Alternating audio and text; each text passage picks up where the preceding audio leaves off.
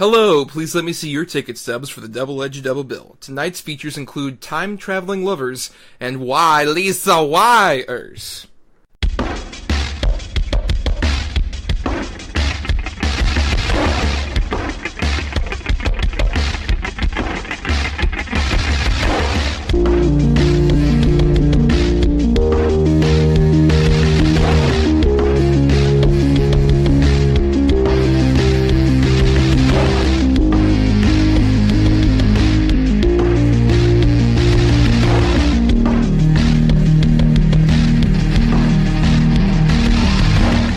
Each week, Adam, Thomas, and Thomas Mariani will come to the table to discuss the randomly selected yin and yang of a double feature. Then, both will have to pick a number between 1 and 10 in order to seal their fates for the next episode. One will have 2 good movies, the other 2 bad ones. Let the chaos begin. And oh hi, I'm Thomas Mariani. And I am Adam. I did not hit her. I did not. Thomas. I mean, I would hope so. Yeah, I mean, how's your sex life? Jesus Christ. Don't touch me, motherfucker. All right, we're getting those out of the way. Because it's going to be a bit. Because for this week, for our topic of romance, because it's the week of Valentine's Day, so this is for all you lovers out there. Yes. Yes. And our good feature, because at the end of last week we picked our good and bad feature for the double-edged double bill, based on our randomly selected choices. Our good feature is Somewhere in Time, the 1980 film starring Christopher Reeve, and our bad pick is The Room, from auteur Tommy Wiseau. I mean, if you want to call him that, sure. He was the writer, director, star, producer. I think I money don't know launderer. I still don't. Yeah, it's got to be something. Probably. Yeah, undoubtedly. Yeah, I don't know if I'd call him an auteur, though. Maybe, who knows? But it's interesting because you talked about this at the end of our last episode, Adam. You most likely wouldn't get like 2 guys on a podcast talking about 2 romantic movies, but I don't think we're necessarily against a good movie about a good romance.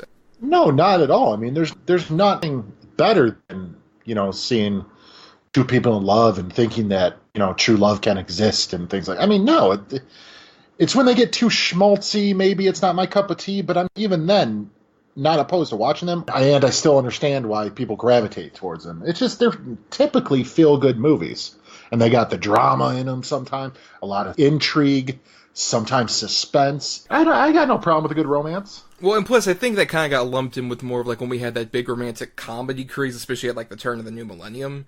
There was just like being pumped out every week. There was like some shitty, or sometimes good romantic comedy that got lost in the shuffle of all the shitty ones. And we don't really get just like actual romance-themed movies that much anymore, unless it's like a Nicholas Sparks thing, which is another problem. That's a very good point. I actually can't remember the last, just pure, it was just a romance movie. I can't remember the last one, unless it's a period piece. It typically doesn't happen. Mm-hmm. I mean, there were a lot of attempts after Titanic, how many period piece romances that we had. And interestingly, I think Titanic took a bit from our first feature, which we should get into, which was my pick, Somewhere in Time. Richard Collier is about to begin an incredible journey. That's Elise McKenna. Starred in a play in the Hotel Theater. When was this play done? 1912. Is time travel possible? That is a question. Is he the one, William? Walk with me, please. A haunting story of the link between a man and a woman. A link that goes beyond time itself. Universal Pictures is proud to present Somewhere in Time. Someday, in the past, he will find her. So, Somewhere in Time, as I mentioned, came out in 1980. It is directed by Jeanette Schwark, who is a director mainly known for really shitty, awful movies from, like, the 70s and 80s. Like, the movie that got him this was the big box office grosser Jaws 2, that nobody likes. And then from here he would do films like Supergirl and Santa Claus the Movie, which we've referenced before. But this was sort of his, like, blank check movie after he got a lot of money off of Jaws 2. It was written by Richard Matheson based on his book, Big Time Return. I mean, Richard Matheson was obviously a great science fiction writer of his era. Wrote a lot of Twilight Zone episodes that were famous. Also been involved with, like, writing several big science fiction movies as well. And stars Christopher Reeve in his first post-Superman and Superman 2 movie.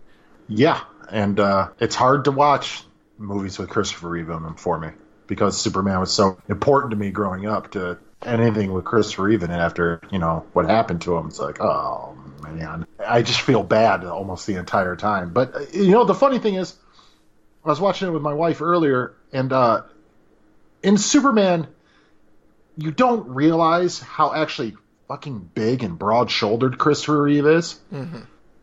You see him in this movie, and he's got on, like, the old-style suit, and he's just dwarfing everyone in the movie. That's true, yes. Especially poor Jane Seymour, who's, like, probably average height, and then he's massive. At best. It's like a Fessick and Inigo Montoya sort of situation. And especially even like Christopher Plummer, who I always thought was like a taller actor. It's like, oh no, he's completely dwarfed by Christopher Reeve. But we should definitely talk about. I think I've been discovering a lot more of his other than Superman roles fairly recently, and we really just took that guy for granted, considering how very versatile and talented I would argue he was, especially around this time. Like, one of my favorite, even considering Superman, role of his is in Death Trap, which is a movie I'd love to talk about on the show. I don't know that I've ever seen that. Oh, it's such a great movie with him and Michael Caine. Sidney Lumet movie. So good. So good. Yeah. Back Pocket. With Somewhere in Time, this was, I think, the first one I also watched of his that wasn't, like, Superman related. And what I really like about this is that he kind of has the youthful confidence at the beginning of the movie, where, for those who might not have seen this movie, the basic premise is he plays a playwright who, in the early 70s, he is at, like, this big party after the first performance of one of his plays, and an old woman comes up to him, hands him a pocket watch, and says, "Come back to me," and then leaves. And then several years later, he's become a successful playwright, but he's in a writer's block bit, and his girlfriend, who he met in college, broke up with him. But he is entranced by the idea of, like, finding out who that woman was all of a sudden again. And he goes to this hotel where she was, and they explain that, oh, she used to be an actress, she performed a play here back in 1912. And he discovers the ability to time travel because he finds this guest book that had his name and his signature written in it. And he decides he's able to do that through sort of suggestion, through the mind, basically, to completely think that he's in 1912, and he's able to get there, which, on paper, that is such a sweaty fucking premise. It's so fucking crazy. It's such a... Like, if I told somebody that, they'd be like, that sounds fucking stupid, Thomas. How can you convince me this is a good movie? But I think what works is the fact that Christopher Reeve feels like he's very much in a less than confident state when we get to him in, like, the early 80s. After we see him so, like, what we think of Christopher Reeve is just, like, very confident and tall and endearing. And then the way that his body language just transforms when we cut to, like, 1980, and he is kind of, like, in a rough state.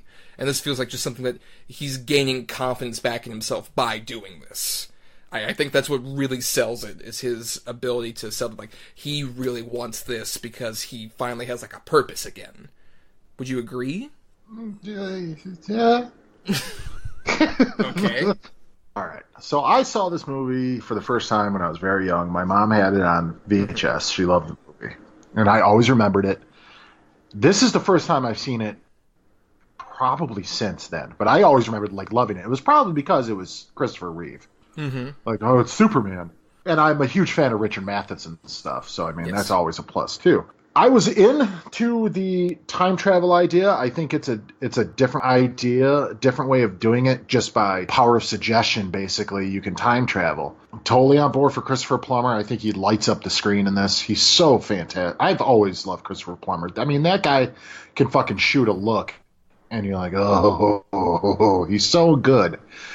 I found Christopher Reeve, when he went back, to be very stalkerish and creepy, where she's trying to leave and he's grabbing her by the arm and he's, no, you can't go. I've here for you. She's like, what the hell? Like, she kind of knows because Christopher Plummer warned her about guys like him, but still, it's just, this was kind of a chore for me, this one. I was worried revisiting this because I hadn't seen this in probably about, like, 5 to 8 years or so, and I was worried that, like, that might come off a bit awkward to me. But I think the movie intentionally knows that at the same time. Because Jane Seymour doesn't immediately just come to him or, like, completely go for his advances. She is also kind of weirded out, creeped out a bit by him. But it doesn't take very long. Like, she's not really weirded out and creeped by him that much, dude. It only takes, like, 8 hours until she's, you know, walking him out. He's walking with her, and it doesn't take that long. I don't know, man. I couldn't connect with it. It's not like the problems I had with it were, like, I was offended by it. I wasn't offended by it in any way. I was more or less puzzled and bored. Well, what I think works about, like, their relationship is, like I said, I think she is very she's turned off a bit by him initially. She thinks his advances are a bit odd, and, you know, she separated up with Christopher Plummer, by him, away from him, and then there's that scene where actually after, like, there's the dancing, and he, like, comes in. That's the moment where she is just like, I don't know why the fuck you're doing that. You're kind of being shitty about this.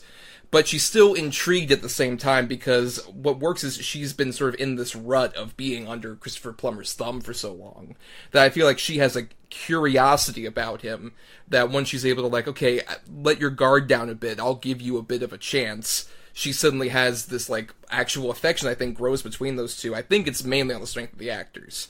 I do agree that it's, like I said, it's pretty sweaty during the opening bits of this movie, but at the same time, I think, like, she is intrigued enough to be like, okay, I will, you know, I want to consent to at least, like, seeing what the hell you're about, because you're weird.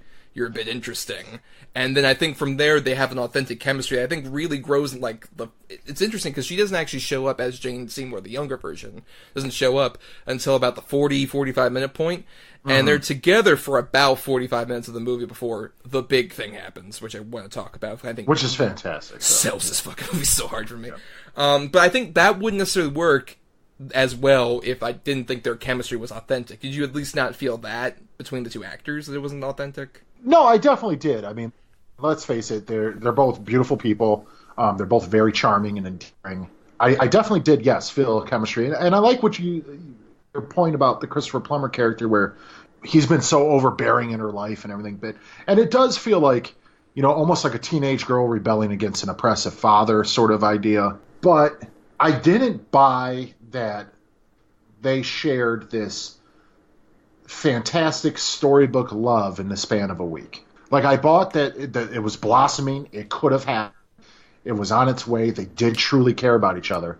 But for it to be what it became, which ultimately led to the Christopher Reeve's character conclusion and everything, I just didn't buy it. I have a lot of problems with the very, very end of this. I do agree that I think it's more a case of, like, they both got kind of caught up in this. I don't know if it's necessarily the truest love, but I think it's authentic love that both people needed at that exact time. For Christopher Reeve's case, it was definitely like he felt lonely, he felt like he wasn't really, like, connecting with anybody. He had such a writer's block that he couldn't really express himself creatively or in any way, and he's found something in the form of, like, this woman who initially he has just as, like, an object, in the same way that honestly Christopher Plummer kind of does. Sure. Christopher Plummer treats her like such an object. The difference is that after his bullishness kind of is turned off, he does try and be a lot more sort of, like, calm and quiet about it. Like, I love the moment so much where he comes up to her and he just says, "Take a walk with me, please."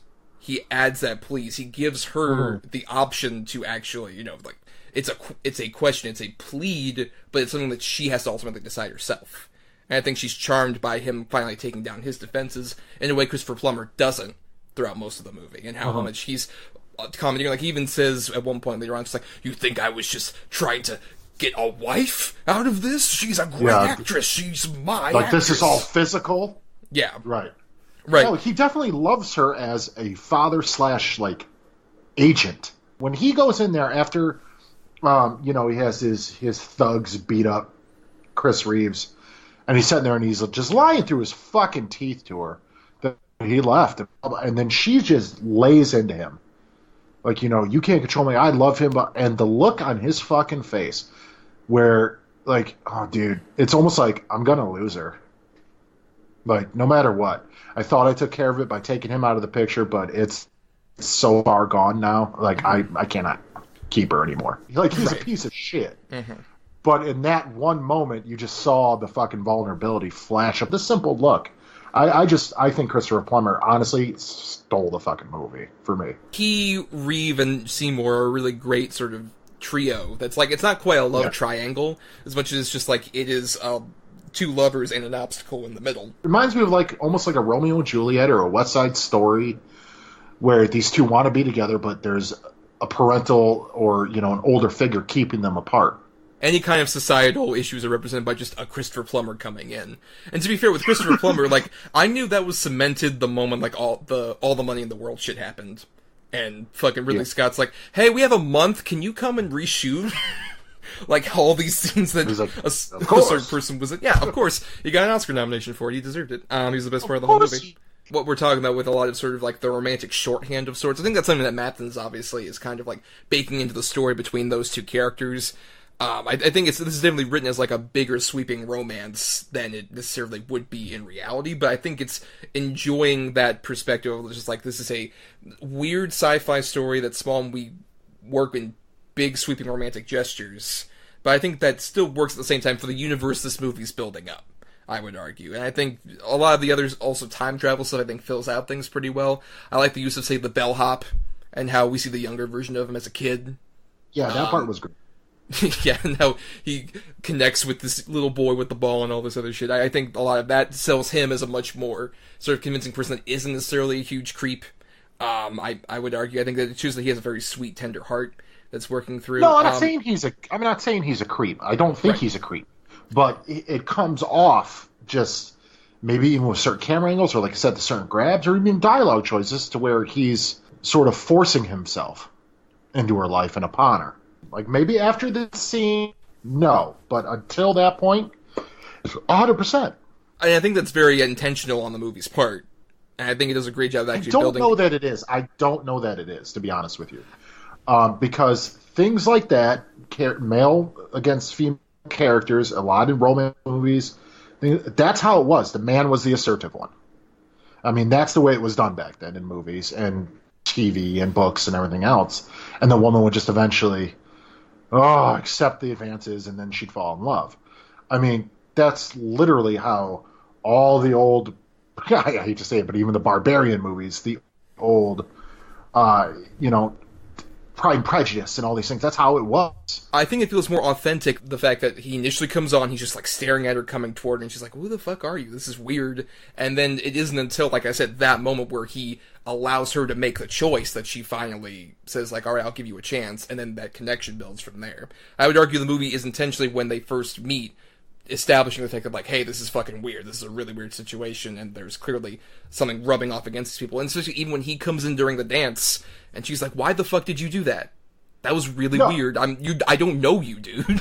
No, I agree with you in a way, but you gotta figure the first line of dialogue she says to him is it you? And she says it in a way where it's like, oh shit, does she know him? Like, it doesn't come off like, holy fuck, who are you? You get the idea, maybe she's already into him. And then after the dance scene, which is like, well, who the fuck are you? Blah, blah, blah. And he's like, well, why did you say, is it you? You get this idea that she's playing coy with him and everything. I'm not saying you're wrong. I don't think you're wrong.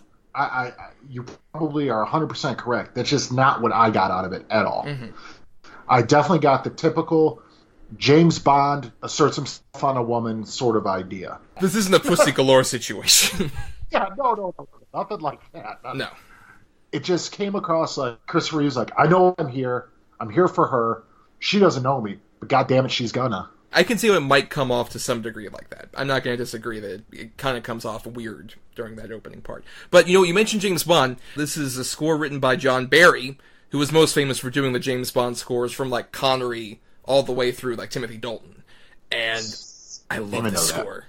I fucking love this score so much. It's so different for him. It's such a beautiful, sweeping score that, interestingly, was motivated by his parents had died, like, a couple months prior to when he wrote the score for this. And it feels like a very romantic but haunted score that has, like, a lot of loss in it.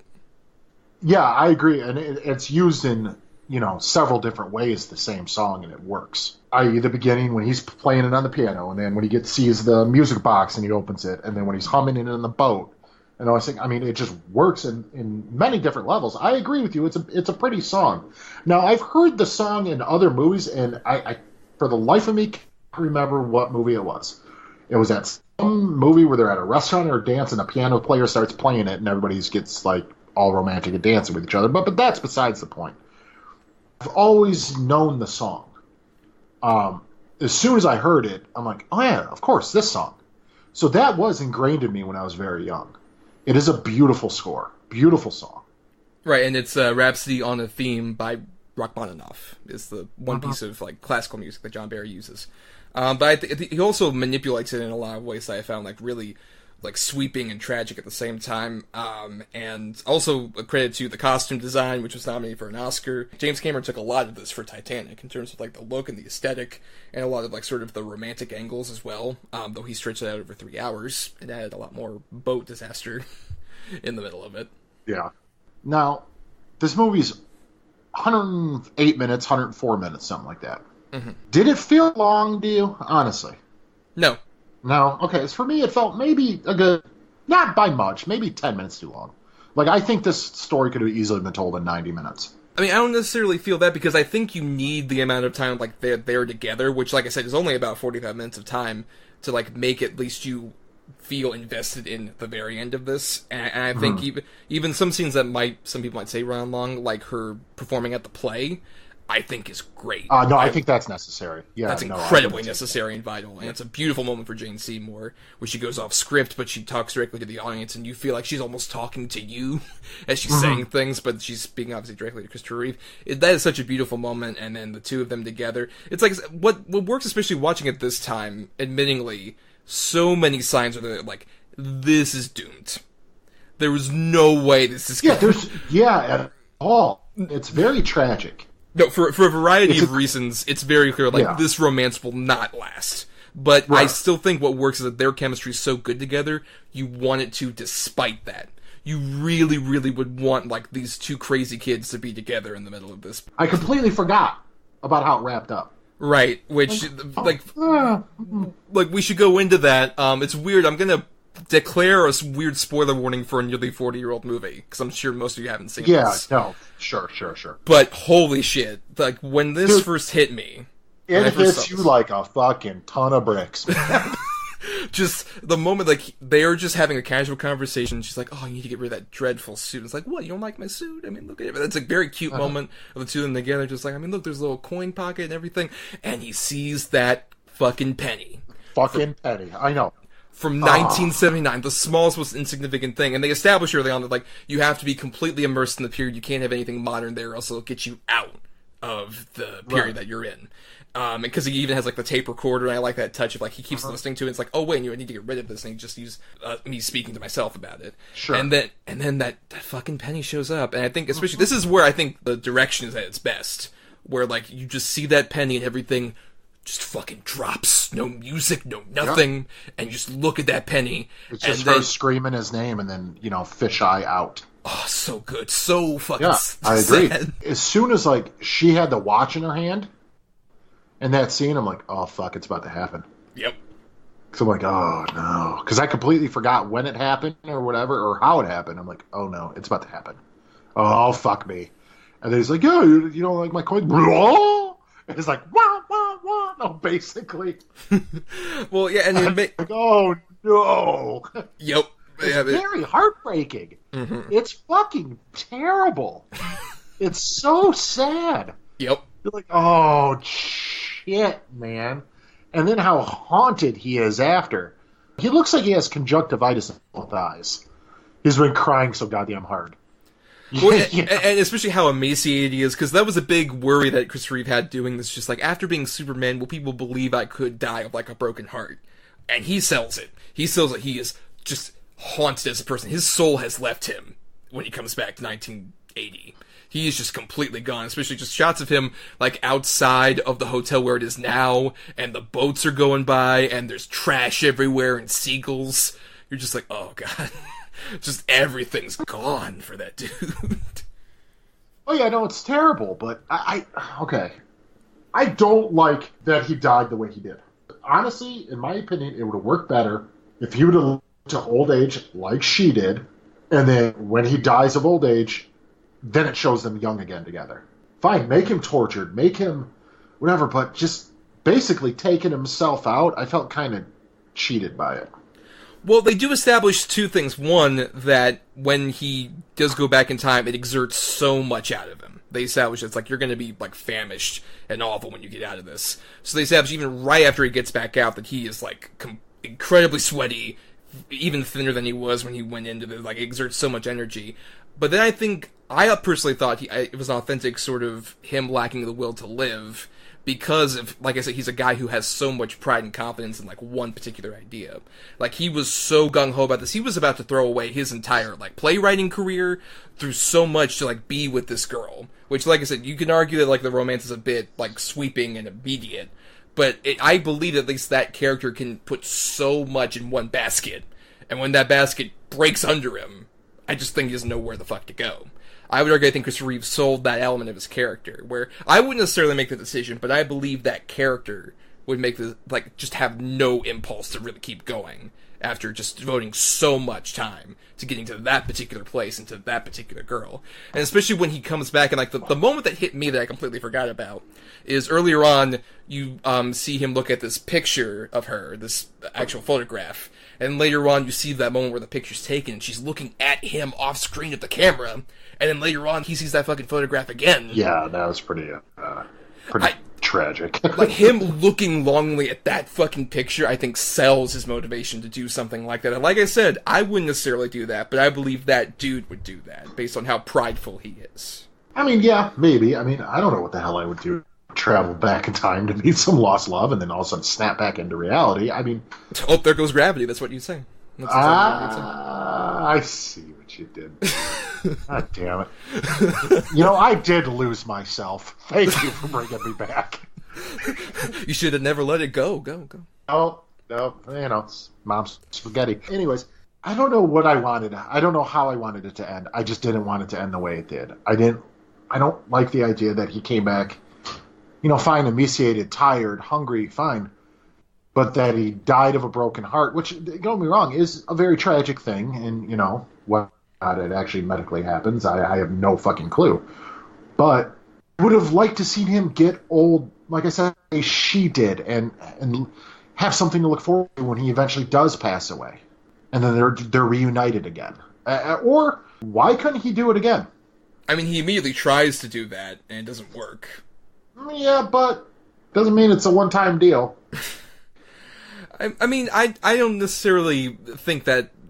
To me, I don't think that necessarily matters, because I think, like I said, he lost that particular point, and I don't know if he can necessarily ever quite go back to it, because they even established certain things, like when he tries to get a room, and he's about to get, like, his room that he was actually in. He's like, no, yeah, I can't go in there. I can't, like, immediately see that. Oh, yeah, exactly. No, you know what, I honestly, I was sitting here talking to Heather about it, which I thought would have been a cool thing to do. I mean, granted, I'm glad they didn't, but if he would have dropped that fucking penny in the past, and then she would have picked it up and then shown up in the present, I would not be for that at all.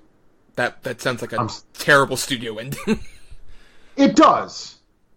I'd rather that than, like, suicide by starvation, though. I really don't agree with that, because I think it feels... You don't feel that, like, him being completely just downcrest and fallen to the point where he doesn't even give a shit about getting up doesn't feel authentic to a dude who's that persistent.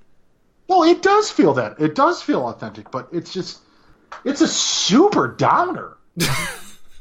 Like, I don't watch romance movies to be bummed out. If I watch a romance movie, I really hope the kids get together at the end. Are you that motherfucker who was watching Leonardo DiCaprio and Claire Danes together, just like, oh man, why'd he drink the poison? Nothing. This is bullshit. No. Yeah, because I didn't know how Juliet worked. Hey, don't drink the fucking poison. Oh. You were the best audience member of 1996. Yelling out loud at the theater. Oh! You were fucking Andrew Dice Claying, just like, oh! I'm Andrew Dice Claying it, exactly. Oh! Can't believe you did it! Oh! Fucking jerk! Hickory dickory dock, he punched out his clock. Oh! Can't believe he did. But I'm not necessarily against, like, a tragic romance either. I think that's a genre that's existed for ages, and I think it works authentically for who the characters are, and that means way more to me than having, like, a sudden sweeping romantic ending. Of course, yeah, but I'm not against tragedy either. But don't you think it would have been even more tragic and yet still heartfelt if he would have grown old without her? and missed her and loved her. And to me, it's tragic and more redeeming unless over than, he just lost the will to live. All right, fuck him. He died. When you say that on paper, like if it's an episode 3 thing where they just exposit like she lost the will to live, no, I'm not a big fan necessarily that where they don't establish the character well enough. Okay. But I'd argue they established the character pretty well to where he would make that particular decision, and I do actually really like the way that whole ending bit is shot, where especially like he leaves his own body. I love that shot of him looking down at his own fucking body. And then even, like, the Jane Seymour, like, all the way at the end. I like personally, that final shot of them together. And I think, like I said, it's beautifully shot. I mean, it is beautifully shot. A lot of Vaseline on the camera lens in this movie. It's got some soap opera touches. It's very Walters. I'm not denying that at all. But I'll go ahead and I'll go into final thoughts because we have a whole nother movie to talk about. Sure. I really dig Somewhere in Time a lot. It's a role that, like I've said many times, I think it shows off Christopher Reeve's range in a way most people, unfortunately, weren't aware of. I definitely recommend movies like this, or Death Trap, or Street Smart with him and Morgan Freeman. Good. Yeah, that's a good movie.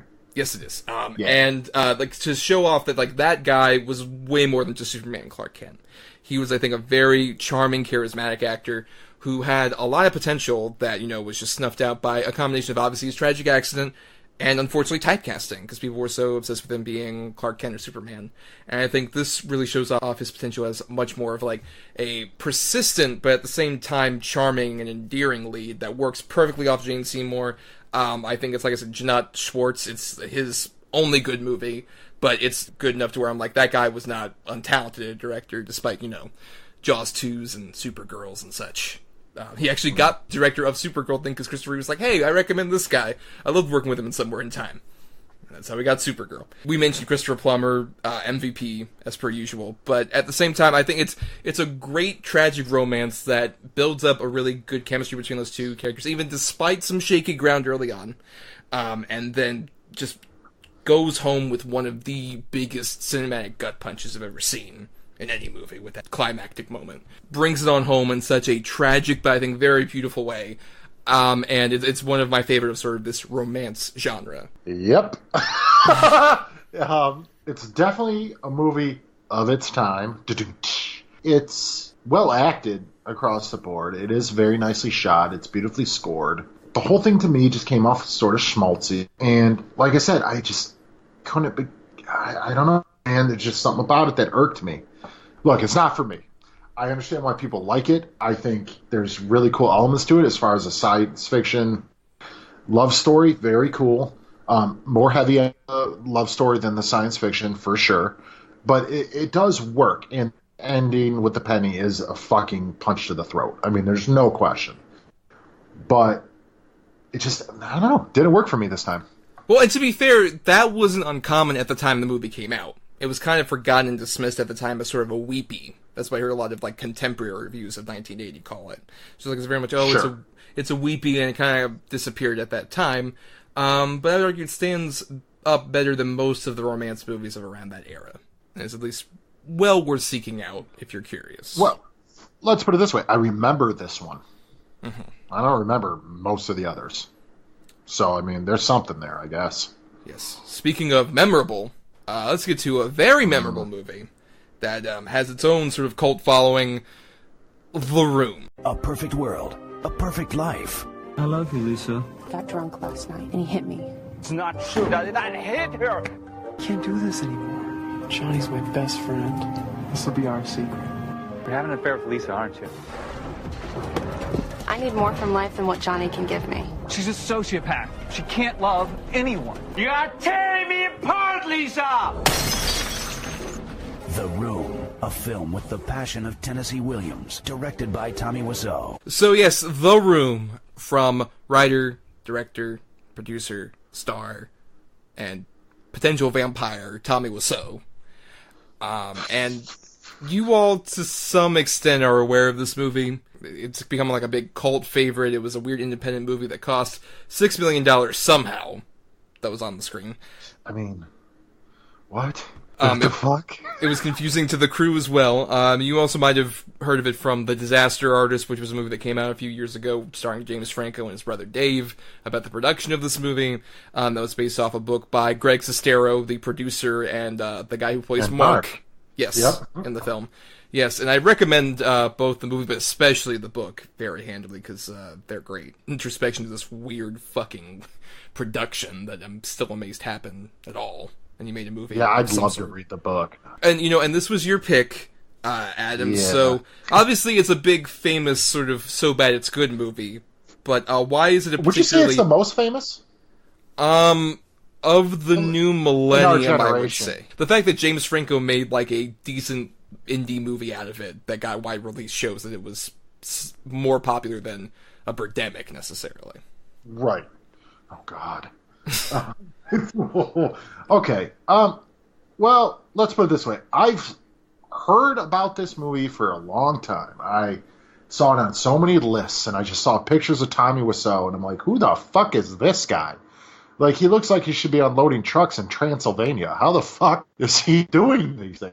But then you just hear the crazy backstory about the money and all this stuff, and then I saw The Disaster Artist, and I'm like, okay, I gotta finally see the real movie. Look, I get that it's got the, the Rocky Horror things where people throw spoons at the screen because for some reason there's pictures of fucking spoons all over the movie. And, stuff like that. And Tommy Wiseau is fun to watch in it because he's so fucking creepy and weird.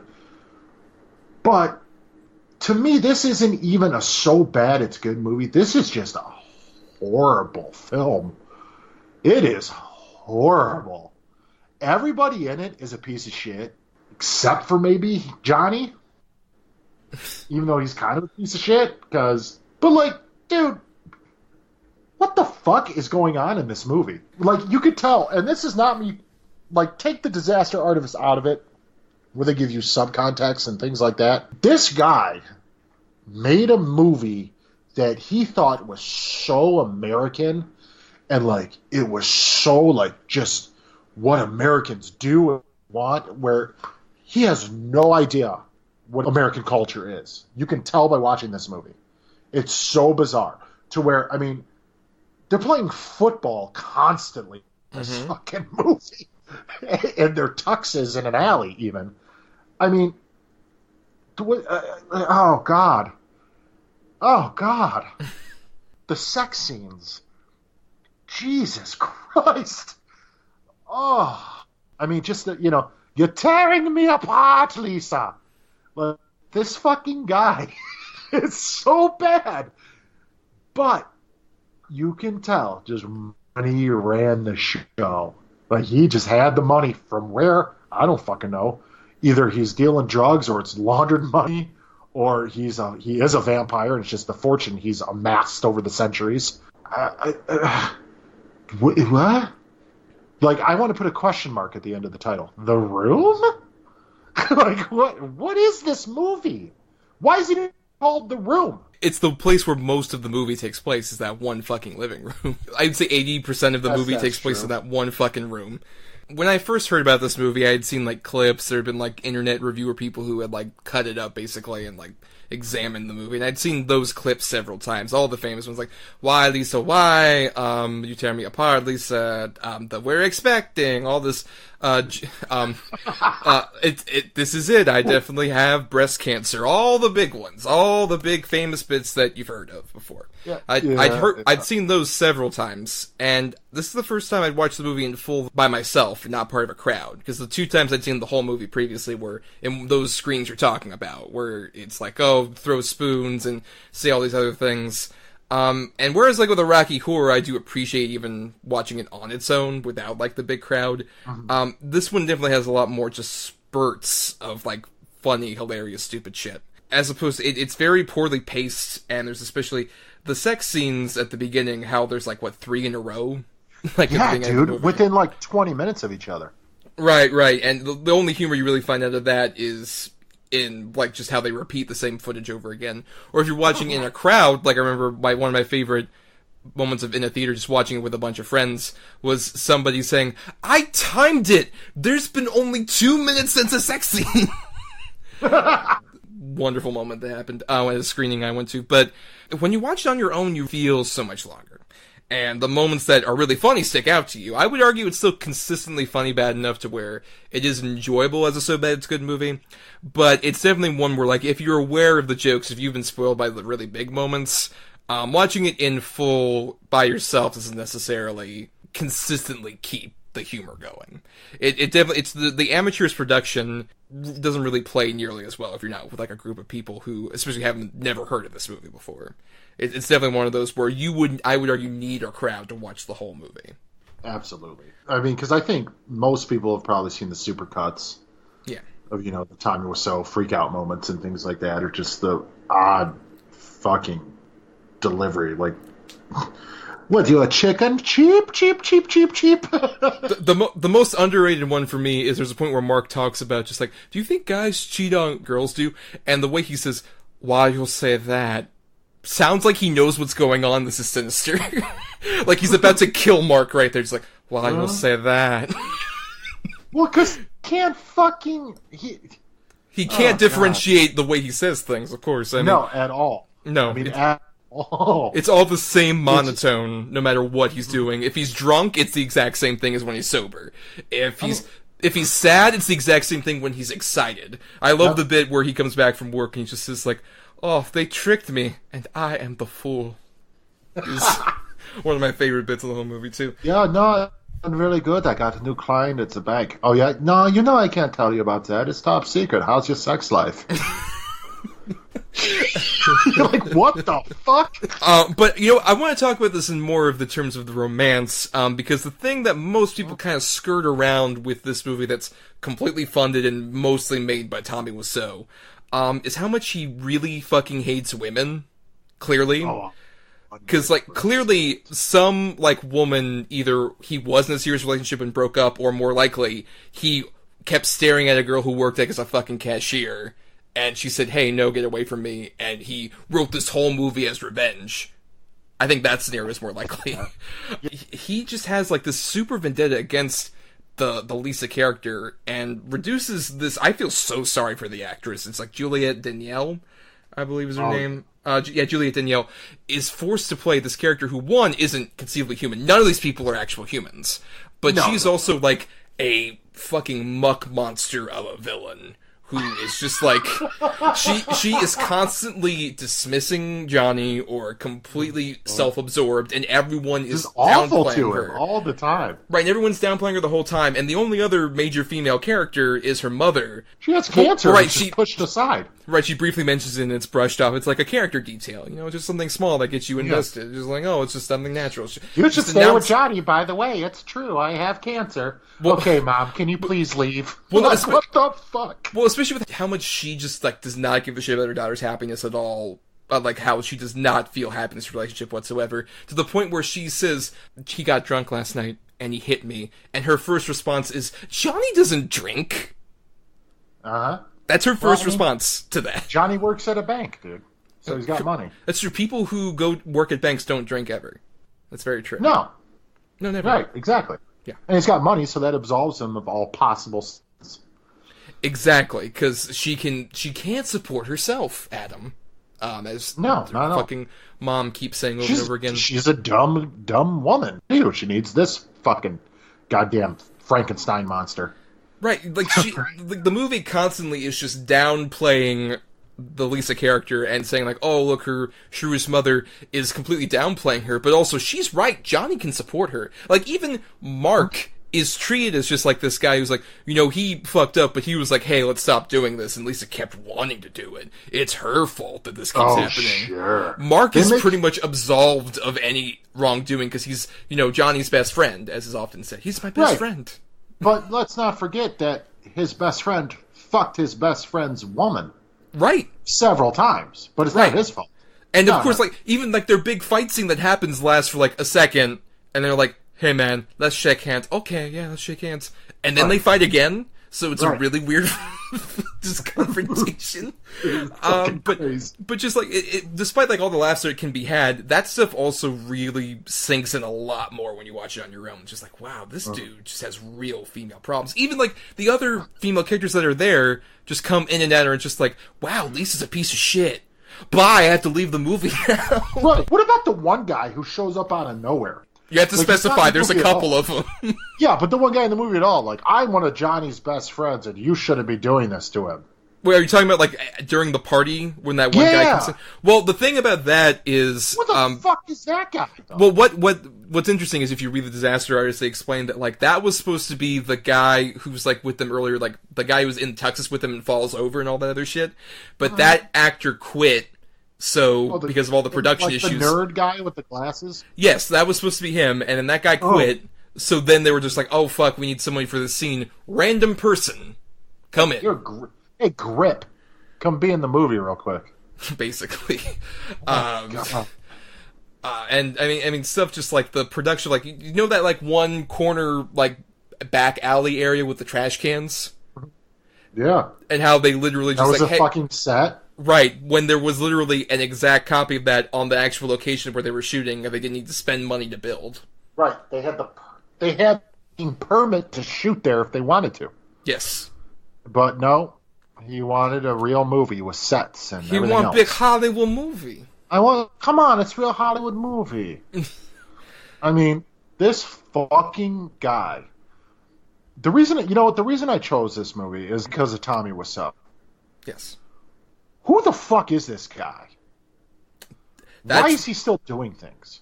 Why is he still showing? I don't understand why he's still getting, like, traction. Like, he's still popping up in shitty movies. But, like, there was that thing where, like, he did the Joker scene from The Dark Knight and people were, like, sharing it like crazy, got so many hits. This guy's a fucking tool. That was all done during, like, the promotion of the Disaster Artist, which I feel like, if it was ever gonna happen, it's there. Okay? Like, yeah. I have more issue with, like, sort of some of the other stuff he's done, like, what he appeared in Samurai Cop 2, or he's done, like, some Adult Swim things, some other things like that. I mean, it's just like, look, you spent $6 million on a vanity project that should not have been seen by anybody, and through the miracle of just your weird fucking presence, which I think is why people are attracted. He's made a lot of money off it, too. Well, yeah, because, I mean, he goes to all the screenings all the time that, like, happen, and, like, you know what? If he just lives his life doing that, I'm fine with it. Like, you know what? Sure. Let the screenings happen, people have fun, and you get some money off this movie that you made, and hopefully, I don't know, you should be paying back some of these fucking people who were involved, since you barely did. I have more of a problem, I agree, when, like, we're doing this just as they announced, like, he's doing a new movie called Big Shark, quote-unquote. Yeah. Right, and, like, the Best Friends one, Fiends, that he did with Greg Sestero, which is, like, 2 movies. They're like, it's a 2-part fucking movie, whatever. I don't give... We've talked about this before with, like, Miami Connection, I think, of just, like, when these guys are famous for doing bad movies, and they get enough momentum to make another movie, it's never that satisfying. It's never that interesting. He thought he was making something that was awesome. Yes. And that it was a really good movie. And then once people started fucking laughing at it, then he comes out, oh, no, I always meant for it to be funny. Which is a classic move for, like the guy who made Birdemic has a similar thing. Like, all these guys have similar things. Exactly. Just like, oh, bullshit. No, you didn't. You thought you were making something fucking special. Yeah. So now he's riding the coattails of that and buying into his own fucking image. So now all of his movies are going to have that little fucking... Now, the problem is, now he's going to be winking at the camera every time. Yes. It's like, how weird I am. Like, well... You don't even do that because you are that fucking weird. But I just fucking enough of this guy. I guess my thing is it's the whole idea that this fucking guy who comes out and he's a fucking weirdo piece of shit, clearly into something like illegal, I'm guessing, at least at one point. And he's being celebrated to the point where he's like now this part of like almost like nerd culture bullshit. I mean, fuck this guy.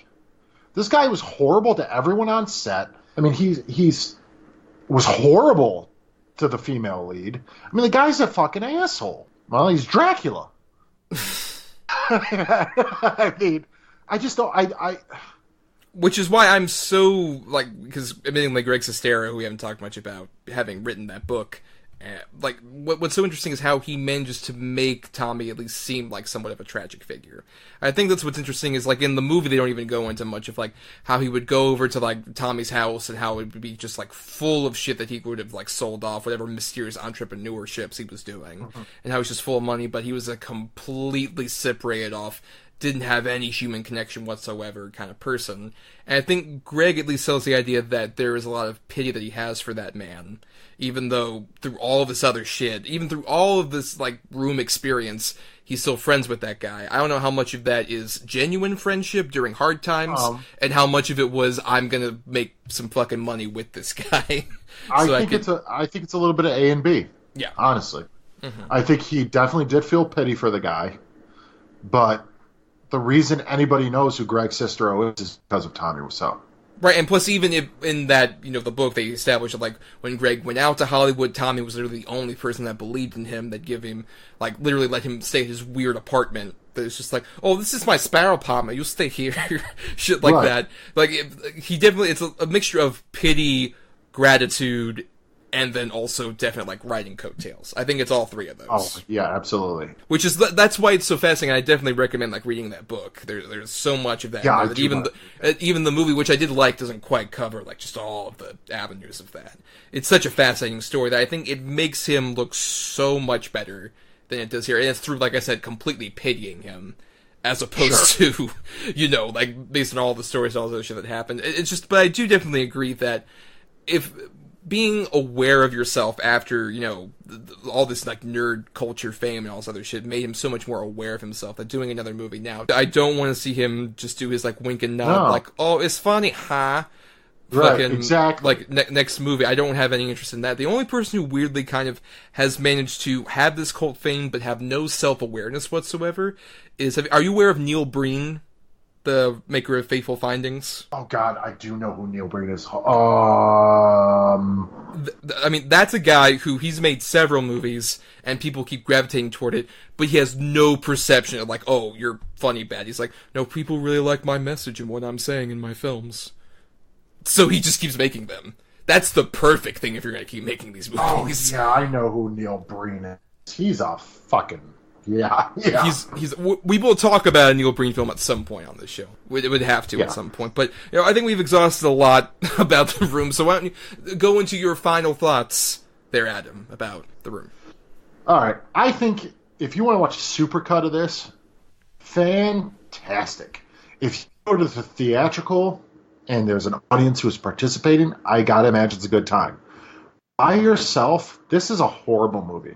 You are watching a movie that is produced, directed, shot, acted by a narcissist. I mean, the guy is a narcissist. He just thinks because he has money, he can do whatever the fuck he wants to treat anybody the way he wants. And it's a terrible film. There's nothing good about this film. And I do want to bring up, it's so funny. After the newest Puppet Master came out, I went back and watched a couple of the old ones. They're terrible films. Right. But retro Puppet Master, Greg Sestero is Toulon. Yes. With a horrible French accent. Oh, yes, it is. Possibly the worst I've ever heard. But I just thought it was so funny. But no, this movie, it's hard because the thing is, people are endeared to Tommy Wiseau because, oh, he's so weird. And, but no, the guy's an asshole. And you see what his potential fantasies might be, especially against women, on screen in this movie. Terrible, terrible film. Well, I just want to say, if Tommy Wiseau or anybody related to Wiseau films is listening, these do not express necessarily the views of Thomas Mariani about you necessarily, because you might actually listen to this. No, I don't. Give us some money. For me, it's like I said, I think I was more familiar with this, with like some of the backstory stuff that's going on, but regardless, watching it on its own, I do agree that drags so much more. There are definitely bursts, like, we didn't get to even talk about some of the more intrinsic little details of, like, Denny, a fantastically weird character that I'm not sure why the fuck he's around. How fucking bizarre. Such a funny performance. Leave us! Leave us! Denny, what are you doing, man? Don't do drugs. You're not my fucking mother! And he's like 30. Like, clearly. And he's playing like what's supposed to be like 18, and it's like, sure.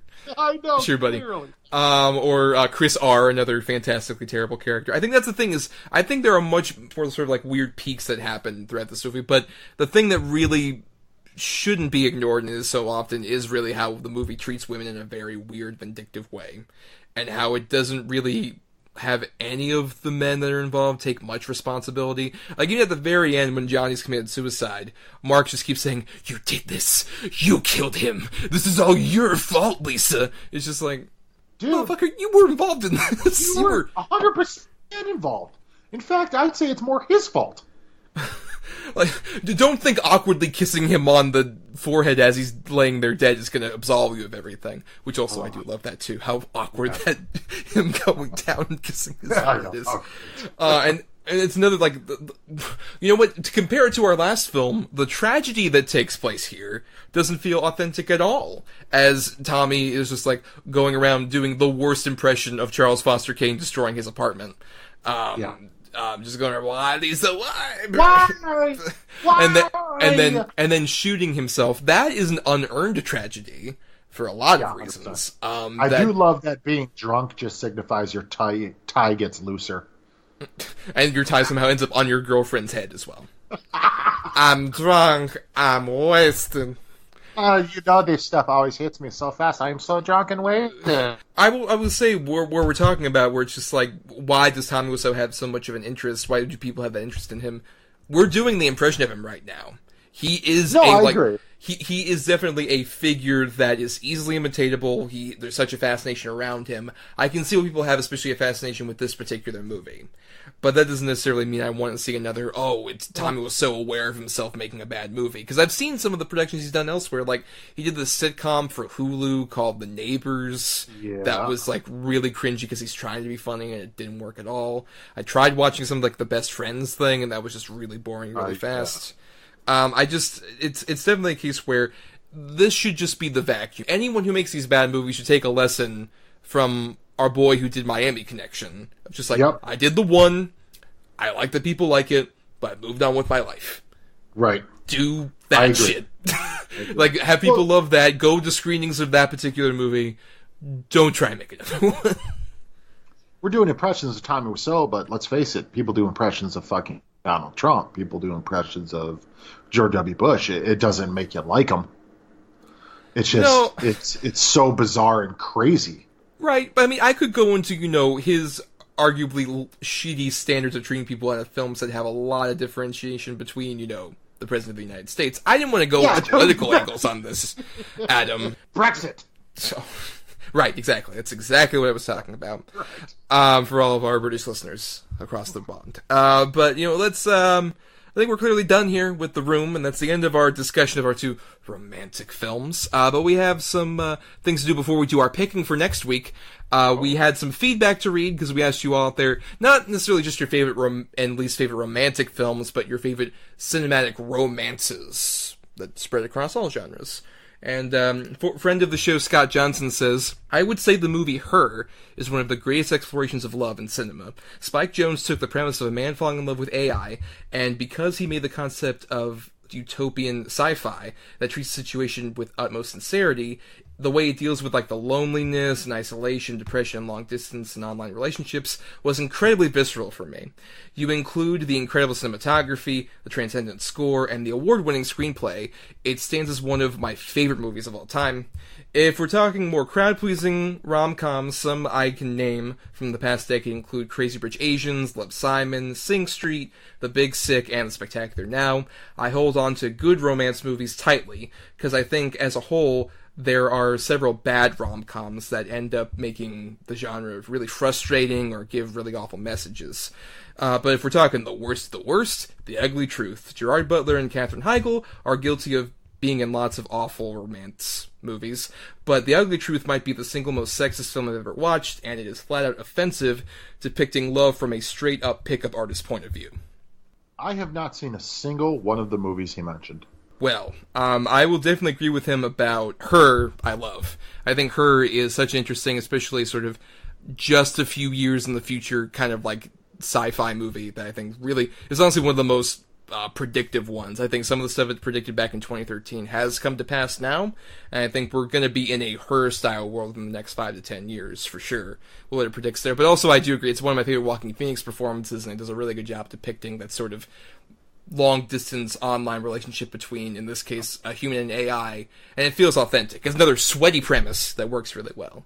And I really dig Sing Street and Crazy Rich Asians, and especially and The Big Sick and Spectacular Now. I do agree with all those. Have not seen The Ugly Truth, but I've been warned many times not to see it, and I have stuck to that. I mean, Gerard Butler in general, rom-com or not, is not my bag. No, not mine either, really. Brian Kane says, The Wind Rises is one of my favorites of any genre. It's as much a love story of a man and his passion as it is of two people. And this is the Hayao Miyazaki's most recent theatrical film, as of yet. Oh, yet to see that as well. I also have not seen that particular one. I've heard very good things. Luke McBride says in reference to this, best Braveheart, worst Ex Machina. I think Braveheart is overbloated bullshit.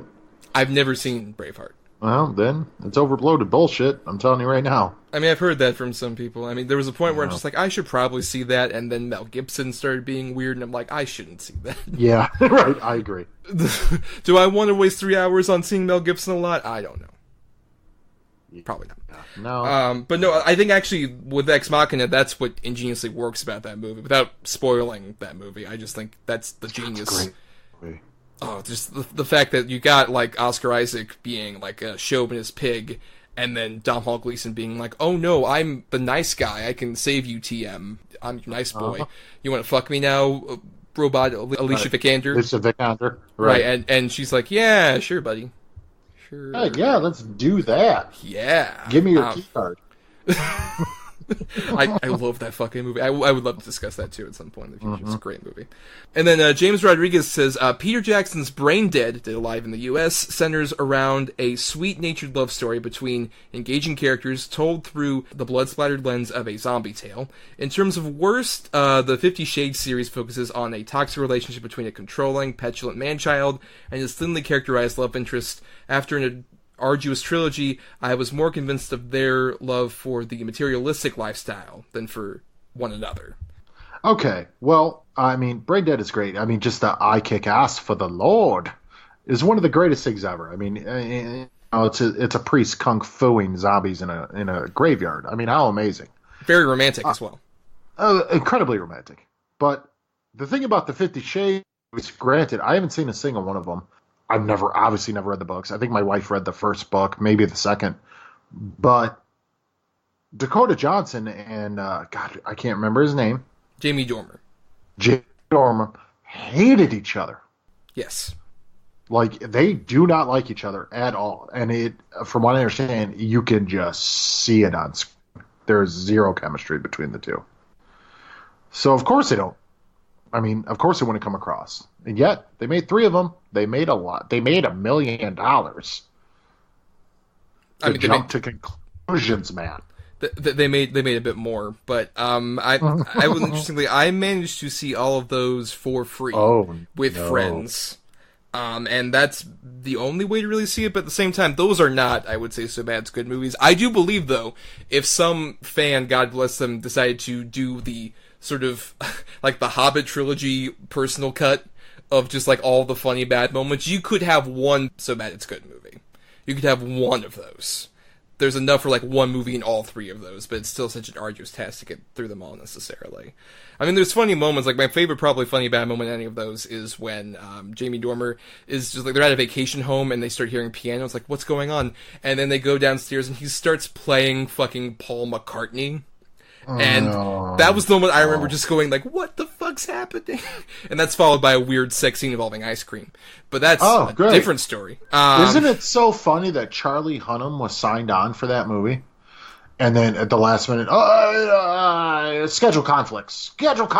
Well, I mean, backed out. That also had to do with crazy fans who were just like, hashtag not my Christian. That's not who Christian should be. Oh, get the fuck out of here. So they got Dime Store Henry Cavill to play the character instead. Hey, Jamie Dornan actually is not a bad actor. In other movies I've seen him in, he's actually pretty good. I mean, I haven't seen many of the other things. I have felt that way about Dakota Johnson. Like, that whole trilogy, she is struggling to make this character seem legitimate. And she's been much better in other things like the Suspiria remake and Bad Times at the El Royale, amongst other things. I think she's quite good. Right. Those 50 Shades movies, 50 Shades of Awful is what they are. Hey. Yes. Take my wife, please. And then we had some feedback related to our last episode about the Jim Carrey topic from Terry Marvin at Terry Marvin63 says, the number 23 and I Love You, Philip Morris are two Jim Carrey movies I like. My very favorite is Jim Carrey in The Majestic. We did comment on The Majestic briefly. I think it's boring. Yeah. I think it's boring.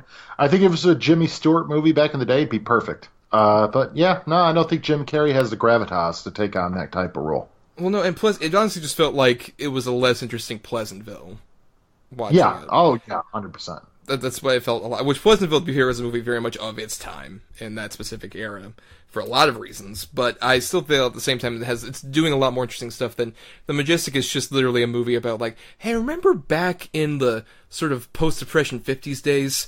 Why don't we go back to that? And it's like, you have like a laundry list of why why we shouldn't. But it's a very blanketly kind of boringly nostalgic movie. It's my least favorite Frank Darabont movie for sure because he's made such great movies. And it's one of those where it's like it's not even terrible because it's competently made. It's just there. No, yeah, it's bland. I mean, but hey, thank you, Terry. Yes, thank you, buddy. Thank you for commenting. And speaking of another thank you from Adam Roche, who is at Audio Joe on Twitter, just gave it a shout out. Just found the Double-Edged Double Bill and really enjoying it. Hard subscribe. Check it out. Thank you. Thanks, buddy. I mean, that's awesome. Yeah. You know, anytime a new listener that will comment, I mean, that just makes my day. That's true. Yes, I remember someone on Twitter said this is like the people who you listen to or create stuff. If you don't want to comment because you feel like you're kind of bothering them, you're not bothering us. Definitely, like if you want to share some feedback, we're open. We're kind of desperate. Please. Yeah. Whatever you want. Whatever you want. We will read it. And we will also give you feedback. Yes. Yeah. We will definitely read your feedback. And we thank you for it, along with all the other feedbacks that we read tonight. We also want to thank Chris Oliver for the music used in our show. Listen to more of his music at chrisoliver.bandcamp.com. Thanks to Emily Scarda for the art that's used in our show. She accepts commission at Fiverr with 2rs.com/EE-Scarda. And also, you can find us on Twitter at DEDBpod and at Double-Edged-Double-Bill at Gmail. On the at DEDBpod on Twitter and Facebook. Every Monday, we put up a feeler about what are your favorite, least favorite things related to a topic we're going to be doing, and that's when we read it here. So definitely watch out for those posts on those social medias. You can also watch my own individual posts at Not The Who's Tommy on Twitter and Instagram, amongst other things. And I also do writing at marianithomas.wordpress.com, where I write reviews and such, and critical essays. And Adam is somewhere out there in time, I think. Adam, you gotta look in your pocket. Did you find the penny? Adam, don't look at the penny! No! Adam! Gone from time. And you should make sure to subscribe to us on iTunes as well as other feeds like Spotify, Stitcher, the YouTube channel, the Podbean app, amongst other things. We're all over the place there. Subscribe and rate and review us because that gives us more visibility. And like we said, we are desperate for attention. We will read it all on the show. I mean, desperate. So desperate. So incredibly. We're just like starving Christopher Reeve over here. Just like, please give us feedback. We need it. Oh, God. What a terrible shame. Such a perfect man. Such a shame. But before we skedaddle out of here, Adam, we gotta do our picking for next week. And next week, because the Academy Awards are coming out, we are gonna go ahead and do an episode about Best Picture winners, which they might have won these awards. Some of them maybe aren't the best. I agree. In fact, there's quite a few that you're like, what the fuck? Yeah. You know? Yes, quite frankly, yes. So, I'm going to preface this. I got the good picks this week. Yes, and I have the bad. Yes, you do. Yes, you do, by process of elimination. I picked one that I haven't seen and one that I love. So, we're just going to go with that. And I'm picking two. One is one I have seen, and one that I haven't, but have heard terrible things about. Well, hey! Could be something new for both of us. Yes, and for those of you who don't know the process, basically, each of us have these two movies, and we assign them a number between 1 and 10, and the other will guess a number between 1 and 10. Whichever gets closest will be a good and then a bad feature. So for your two good picks, Adam, I'm going to go with number 7. At number 9, the one I haven't seen, Moonlight. Oh, great! I love Moonlight. Yeah, never seen it. Great! I always want to. I'm a that. huge fan of all the actors in it. So I just never got the chance, I guess. I'm excited for that. And at number 2, I had The French Connection. All right. Which is one of my favorites. That's a really great one. Yeah, I really enjoy The French Connection quite a bit. Fuck. Now, my two bad picks, Adam. I'm going to go on the low end. I'm going to go number 3. At number 2, I had one that's actually the one I haven't seen, but is interesting, I think relevant given a certain Best Picture nominee this year, is 1989's Driving Miss Daisy. Oh, I've seen that one. Okay. Wow. Cool. We both got ones we haven't seen. Yes. You know, I'm not mad at Driving Miss Daisy, dude. I'm really not. I mean, it's, but I mean, the most time of it takes place in, okay. I think you'll like Driving Miss Daisy. I don't know. I haven't seen it in forever, but I have fond memories of that movie. We'll put that to the test. But then at number 7, I had the one that I think we all would have expected, which is Crash. Oh, God. Thank God. Oh, thank God.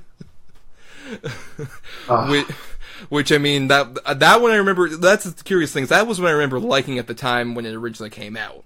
But then again, I was also like much more easy to manipulate. So I was going to say, to be fair, everybody liked it when it first came out. That's one of the ones where, oh, sweet, Crash won. And then, like, within 3 months, like, why the fuck did Crash win? Well, especially, I'll never forget the moment where Jack Nicholson opened that envelope, and the winner is Crash. Like, he just had it in his eyes, just like, oh, God. Oh, no. Once again, in a year where it's like, hey, Brokeback Mountain, or any of the other nominees could have won, and we would have been fine with it. But yeah, it'll be interesting with Driving Miss Daisy, considering the connection is Green Book, which is a movie that's got a lot of comparison in a not so positive light. And Green Book with Mahershala Ali is in Moonlight. Yes. Which he won the Oscar for. Yes, he did, and we'll be talking about all of that next time. But until then, Adam, we must say goodbye. How's your sex life? Good night. Good night.